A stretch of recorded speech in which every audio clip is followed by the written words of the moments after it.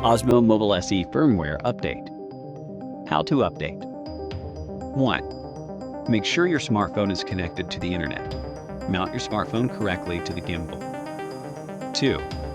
Ensure there's enough battery. The system status indicator is solid yellow or green. Launch the DJI Mimo app and connect to the gimbal Bluetooth. 3. If there's new firmware, DJI Mimo will send a prompt for an update. 4. Tap the prompt to download the latest firmware. After downloading, tap to install and start updating. 5. The update takes about 2 minutes while the system status indicator alternates, blinking red and green. 6. After the update, the system status indicator turns solid green, and the DJI Mimo app sends a prompt for a successful update. Update reminder. If the update fails, restart and connect the devices, and try again.